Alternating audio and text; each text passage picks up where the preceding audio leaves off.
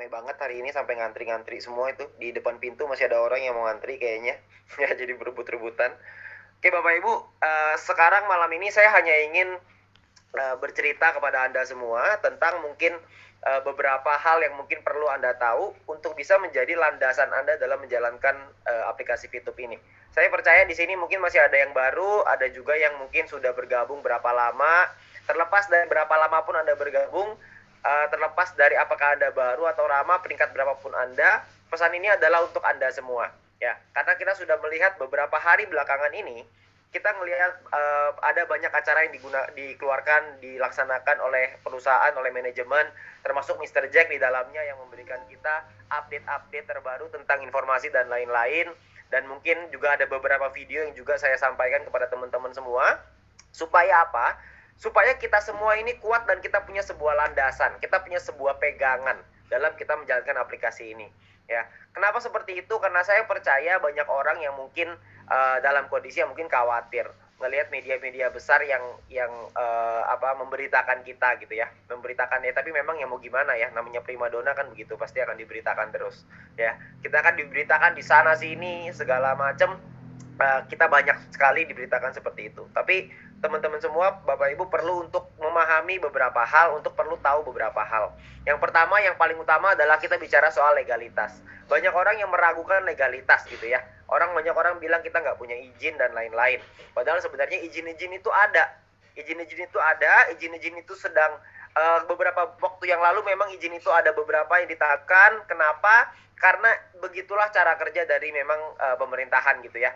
Ketika ada satu bisnis baru yang mungkin mereka tidak yakin seperti apa, langkah teraman yang diambil oleh tindakan yang diambil oleh pemerintah adalah mensuspend dulu, ditangguhkan dulu. Ya, itu mereka nggak salah. Kenapa? Karena memang bisnis model kita ini bisnis model yang baru, bisnis model yang sangat unik, bisnis model yang sangat inovatif, yang membuat percepatannya luar biasa. Jadi tentunya karena kita ibaratkan Fitup ini seperti COVID gitu ya. Satu benda yang tidak diketahui ini maksudnya apa, ini cara penanganan gimana, kok bisa begini, penularannya cepat sekali dan lain-lain, dan butuh waktu untuk orang memahami dan juga mempelajari.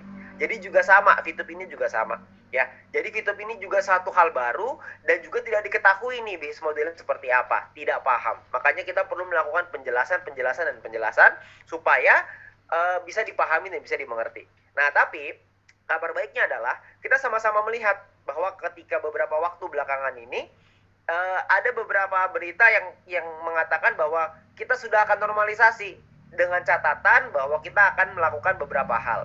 Nah, beberapa hal itu yang dimaksudkan di sana sudah dipenuhi, sudah dibuat bisnis modelnya supaya bisa memenuhi apa yang diminta oleh negara. Tapi juga tidak mengubah dari bisnis model kita yang utamanya. Jadi inti utamanya dari bisnis kita tidak berubah. Yang berubah hanya technical partnya aja, teknisnya aja. Contoh, buat Anda yang mungkin awal-awal bergabung di Fitup bulan April tahun lalu, OTP itu didapatkan bukan lewat Telegram. OTP itu didapatkan lewat SMS. Cuma karena berbagai macam trouble, akhirnya dirubahlah lewat Telegram supaya lebih lancar. Nah, itu adalah teknis. Jadi teknisnya bisa berubah, tapi inti utama dari aplikasi Fitup ini tidak berubah. Jadi Anda nggak usah khawatir. Jadi ada jalan tengah yang diambil dan lain-lain. Ya, nah itulah yang membuat prosesnya ini butuh waktu. Jadi kalau misalkan kemarin saya sempat bilang di video gitu ya, orang bilang bahwa legalitas kita tidak bisa tidak bisa legal gitu ya. Fitup ini selamanya pasti akan ilegal, pasti akan tutup, wes gitu. Menurut saya itu sedikit tidak masuk akal karena mereka orang luar gitu ya. Mereka kan bukan di dalam yang melakukan itu semua gitu. Saya ngelihat dengan mata kepala saya sendiri ketika manajemen ini berjuang dan bekerja keras untuk menyelesaikan masalah legalitas ini. Karena untuk bisa comply dengan hukum-hukum di Indonesia. Ya, karena di Indonesia ada banyak yang mungkin hukumnya belum ada, makanya kita perlu menjelaskan supaya bisa ditempatkan dan begitu-begitu deh. Pokoknya intinya. Saya juga bingung, pokoknya intinya manajemennya lah yang ngurus, saya nggak tahu. Cuma intinya adalah, itu sudah dalam proses pengurusan. Kalau misalkan orang bilang tidak bisa dilegalkan, menurut saya agak sedikit gak masuk akal saya gitu. Karena kalau saya berpikir secara logika, kalau memang tidak bisa dilegalkan, maka tidak akan ada istilah normalisasi, itu nggak akan keluar. Selamanya ilegal aja. Bukan normalisasi dengan syarat A, B, C, D, E, F, itu nggak akan keluar. kecuali kalau memang diurus, kecuali kalau memang ada penjelasan, kecuali kalau memang ada mediasi dan lain-lain. Jadi Bapak Ibu semua nggak usah khawatir, karena semuanya akan baik-baik saja. Cuman mungkin yang dilihat, yang dikatakan oleh orang-orang di luar adalah melihat seakan-akan akan tutup gitu ya, seakan-akan. Tapi kan itu dari luar. Mereka, saya nggak ngerti kadang-kadang orang tuh gitu kali ya. Karena memang opini itu bebas, beropini itu bebas, jadi ya terserah gitu mau opini apa aja. Cuman ya pada prinsipnya kembali ke kita masing-masing. Ya jadi kita perlu percaya. Orang juga banyak yang menyerang kita katanya nggak ada kantor dan lain sebagainya. Ya, nah kabar baiknya adalah kantor itu sudah ada sekarang. Jadi manajemen telah membeli sebuah dan gedung itu gedung sendiri nih ya. Jadi bukan gedung perkantoran. Jadi udah gedung sendiri di Jakarta yang nantinya akan dipublikasi. Sebenarnya kemarin saya sudah sempat tanya sama manajemen, boleh nggak saya publikasi alamatnya? Kata manajemen katanya jangan dulu karena masih dalam proses renovasi. Karena kalau misalkan dipublish, dikasih tahu ke Anda semua, saya yakin VTuber ini akan sangat semangat sekali untuk datang meskipun belum selesai direnov. Jadi pasti akan mengganggu proses renovasinya. Nah, kita nggak mau menyajikan kepada Anda yang setengah-setengah. Ya, masa Anda kalau mau makanan maunya masak makanan setengah matang gitu ya. Kan kita maunya kasih makanan yang sudah matang gitu. Jadi ketika sudah selesai, sudah megah, sudah bagus, sudah profesional, sudah keren banget, baru kita akan publikasikan dan akan bisa memberikan kepada Anda semua. Jadi Anda nggak usah khawatir. Ya, jadi saya akan coba flashback sedikit bercerita kepada Anda semua tentang yang namanya sebuah peluang. VTube ini adalah sebuah peluang. VTube ini opportunity. Opportunity yang kita bisa manfaatkan kalau kita melihat dari sisi yang positif. Tapi VTube ini juga bisa dilihat dari sisi yang negatif, sehingga persis seperti apa yang dikatakan oleh mungkin para orang-orang di luar sana ya. Mereka yang melihat dari sisi luar mungkin melihat dari sisi yang luar gitu. Jadi mereka tidak tahu. Kalau buat kami yang ada di dalam, VTube ini bukan hanya memberikan manfaat buat saya dan keluarga saya, tapi juga memberikan manfaat kepada orang-orang banyak. Banyak orang-orang yang terbantu lewat VTube ini. Saya yakin banyaklah di antara Anda yang sudah merasakan itu. Nah, jadi buat Anda yang sudah merasakan itu, ya kita semua inilah yang perlu menjaga sama-sama. Jadi banyak juga teman-teman kita di luar yang ketakutan, yang mungkin agak panik, agak khawatir. Nah, itu yang perlu kita kuatkan kepada mereka.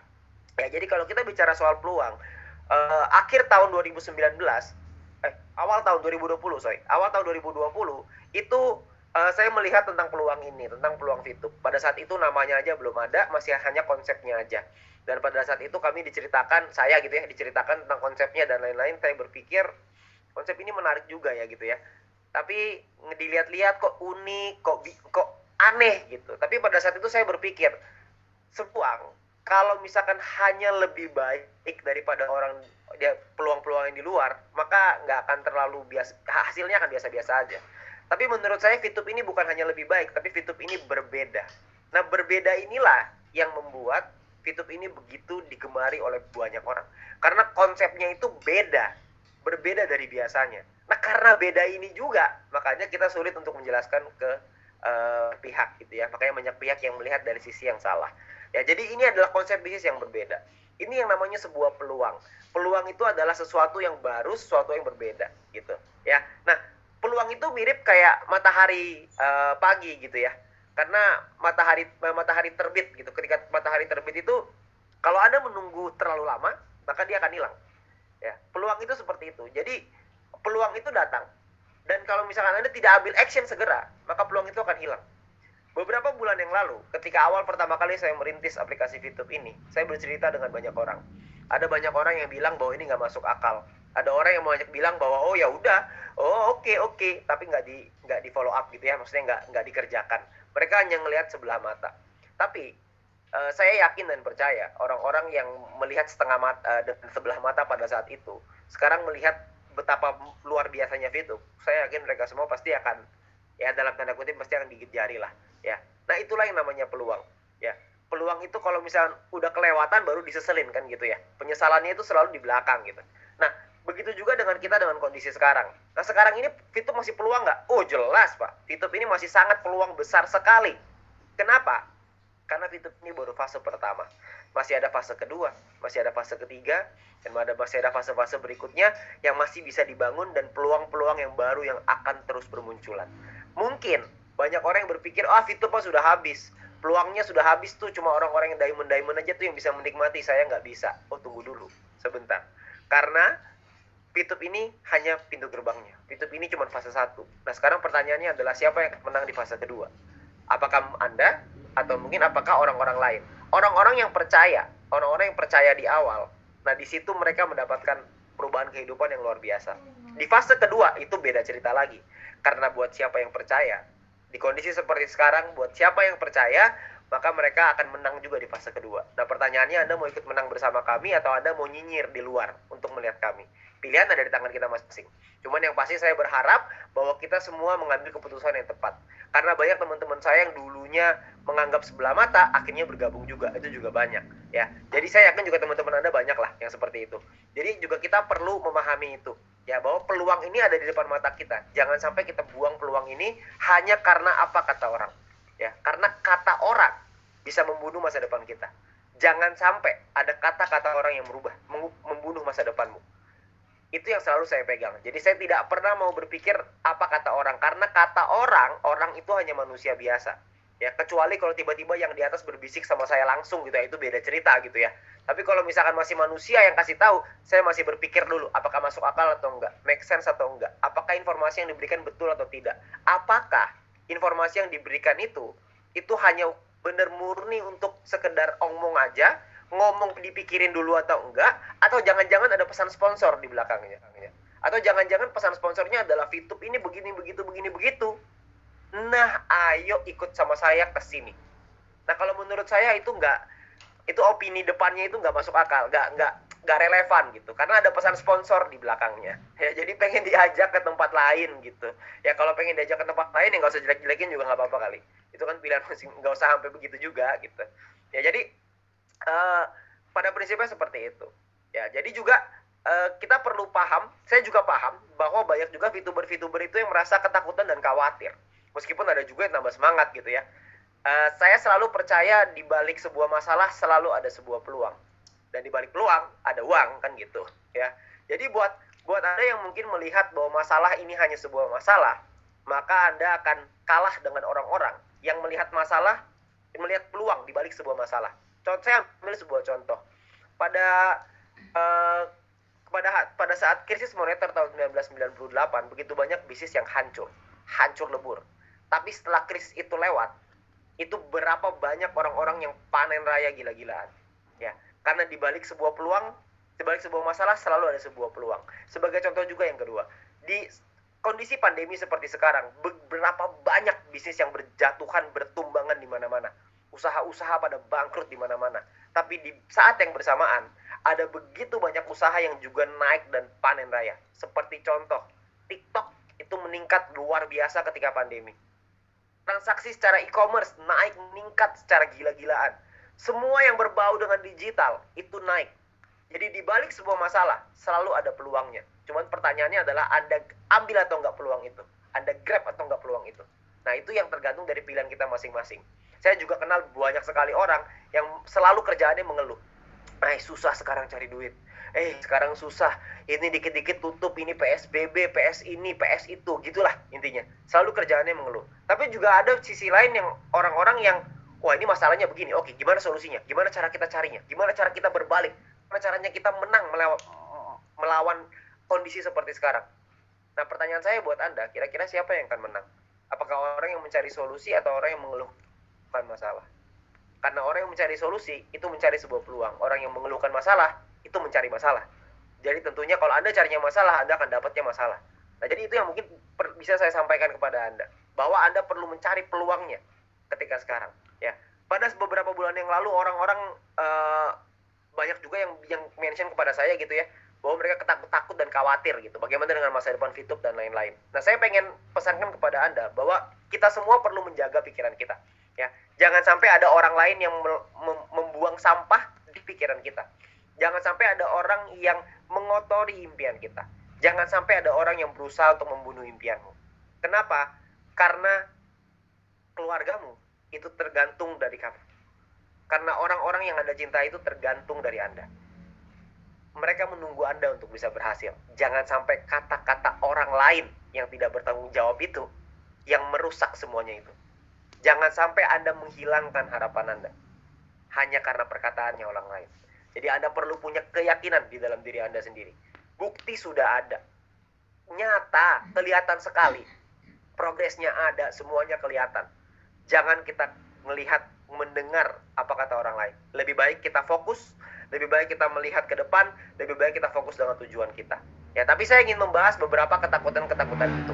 Ya, ada beberapa orang, banyak juga orang yang menghubungi saya yang takut katanya soal cloning. Ya, cloning ini banyak yang ketakutan. Katanya, Pak, ini saya boleh gimana ya Pak? Ini saya mainkan akun untuk keluarga saya. Ini ada orang tua saya, ada ayah saya. Ini gimana ya Pak? Katanya nggak boleh Pak main di satu handphone. Katanya ada yang boleh cuma 4 akun Pak di dalam satu handphone. Katanya begini, begitu. Nah, ini saya pengen coba jelasin kepada Anda supaya Anda bisa paham. Apa sih yang dimaksudkan dengan cloning itu? Cloning itu sebenarnya sangat simpel dan sederhana. Saya pernah ngelihat banyak orang yang melakukan cloning. Maksudnya gimana? Maksudnya gini. Dia punya handphone banyak, lalu robot yang mainin.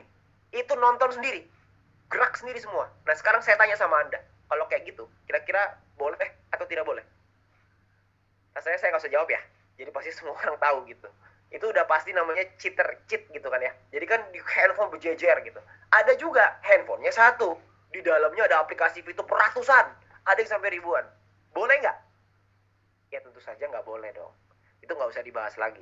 Tapi kalau misalkan ada orang yang mengatakan, Pak ini Pak saya ada orang tua saya sudah tua, dia nggak paham caranya main VTube gimana, boro-boro main VTube, bisa WA aja udah bagus, ya. Bisa foto di WA aja udah bagus, kadang-kadang aja mau video call dia tempelin ke telepon kok, ya mau video call dia tempelin teleponnya ke kuping kan gitu. Nah boleh nggak kalau kayak gitu saya mainkan akunnya?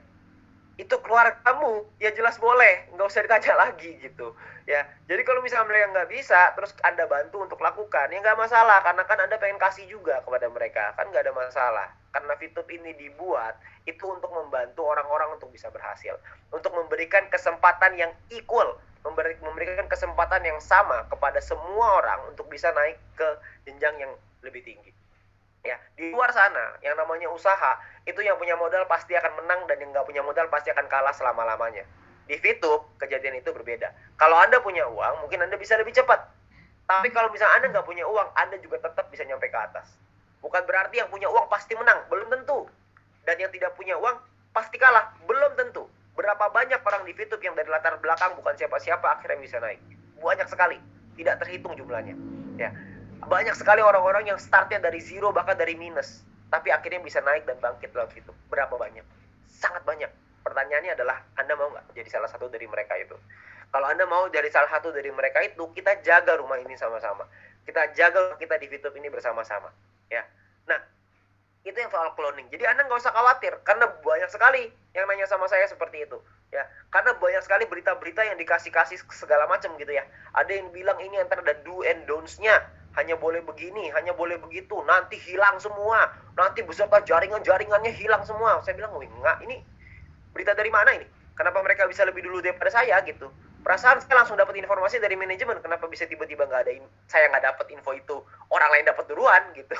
Ya tentunya itu kan opini yang ada di pikirannya, mungkin di pikiran segelintir orang, lalu mereka buat kata-kata itu, lalu menyebar itu seakan-akan jadi sebuah kenyataan.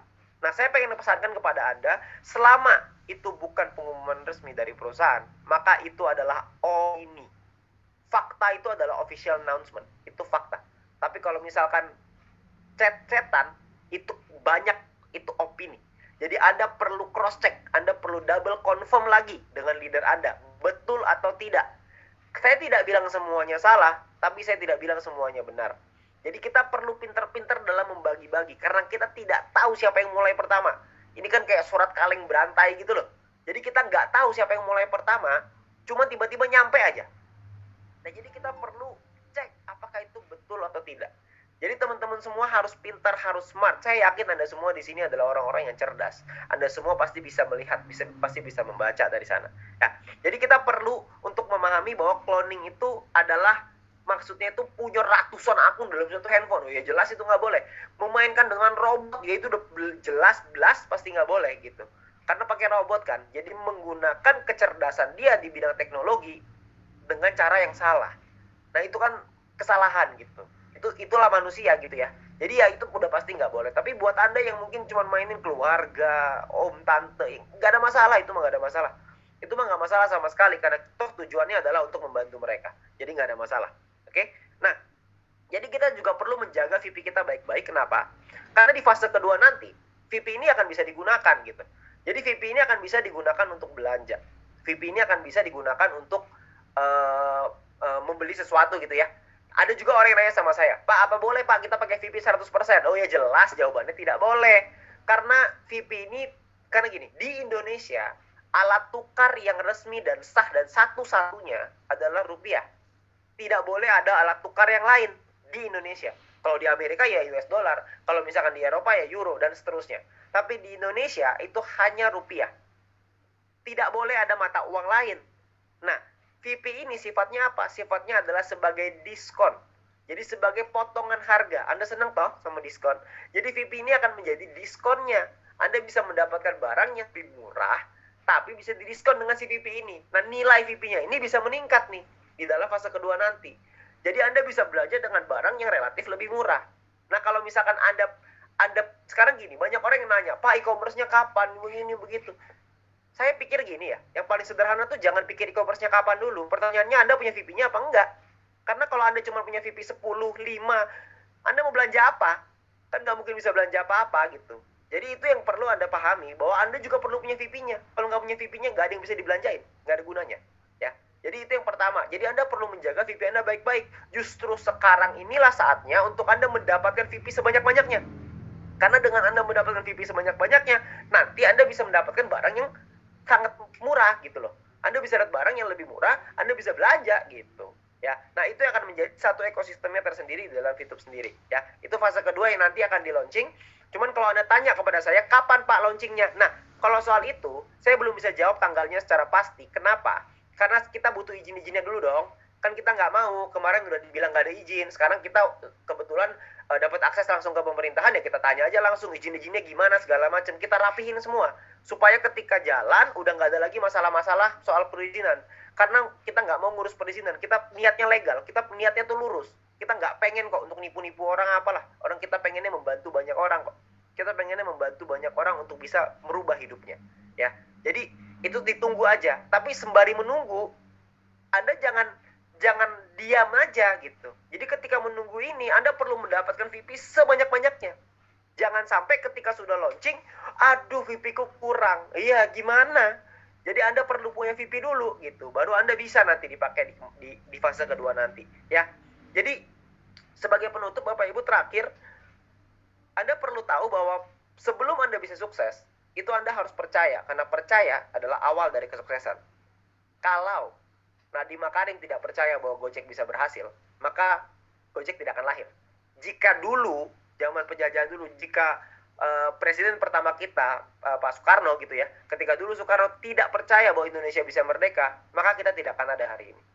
Jadi semua hal di dunia ini semua dimulai dari percaya dulu. Kalau Anda mau sukses, Anda harus percaya dulu bahwa Anda bisa sukses. Kalau Anda percaya bahwa Anda bisa sukses, maka insya Allah sukses itu akan datang. Jika Anda tidak percaya, itu yang jadi masalah. Ya, Anda harus percaya dulu. Dan Anda juga harus percaya, kalau misalkan Anda percaya Tuhan itu adil, kalau misalkan saya bisa sampai di posisi saya sekarang, maka Anda juga pasti bisa. Jika Bu Junita bisa nyampe diamond dengan waktu yang cepat, Anda juga bisa. Jika ada ratusan orang yang sudah membuktikan jadi diamond, maka Anda juga bisa. Karena semua orang sama, makannya sama. Makannya sama-sama nasi, tangannya dua, kupingnya dua, matanya dua, jempolnya juga dua. Sama, nggak ada bedanya. Yang membedakan saya dan Anda adalah mungkin saya mulai duluan. Yang membedakan kami dan Anda adalah mungkin kami bekerja lebih keras dari Anda. Nah, pertanyaannya adalah apakah Anda mau kerja keras atau enggak? Kalau misalkan Anda mau kerja keras, Anda mau berjuang sama kerasnya seperti kami, sama berjuangnya seperti kami, maka saya yakin juga Anda juga bisa ada di posisi seperti kami. Jadi saya ingin mengajak Anda untuk berjuang itu. Punyalah semangat juang itu. Anda perlu ingat, Indonesia dibangun itu dengan hal yang hampir mustahil. Karena kita melawan penjajah dengan bambu runcing. Lawannya pistol meriam. Tapi kita bisa menang lawan bambu runcing. Anda bayangkan. Jadi Anda perlu percaya bahwa negara ini dibentuk dari hal yang dalam tanda kutip kemustahilan. Jadi tidak ada kata mustahil di dunia ini. Yang ada adalah Anda yang tidak percaya. Jadi yang pertama yang paling penting adalah Anda harus percaya. Fokuslah dengan targetmu, fokuslah dengan impianmu. Fokus di sana. Jangan dengerin kata kiri kanan. Karena ada orang bijak yang pernah berkata bahwa kalau Anda fokus, maka tidak akan ada masalah berarti Ini kalimat ini cukup mengena ke saya ketika pertama kali saya dengar dulu. Karena ketika Anda fokus, maka masalahnya nggak ada. Masalahnya tidak berarti buat Anda. Tapi ketika Anda fokus kepada masalahnya, ketika Anda berpikir masalahnya doang, maka yang Anda dapat adalah masalahnya aja. Jadi apakah Anda mau masalah atau Anda ingin impianmu jadi kenyataan? Kalau Anda ingin impianmu jadi kenyataan, maka fokuslah dengan impianmu. Fokuslah dengan tujuanmu. Karena saya yakin dan percaya tahun ini akan jadi tahun panen raya untuk kita semuanya. Tapi pertanyaannya adalah, apakah Anda mau ikut panen raya bersama kami, atau Anda mau nunggu di luar dan melihat kami panen? Sekian dari saya, selamat malam.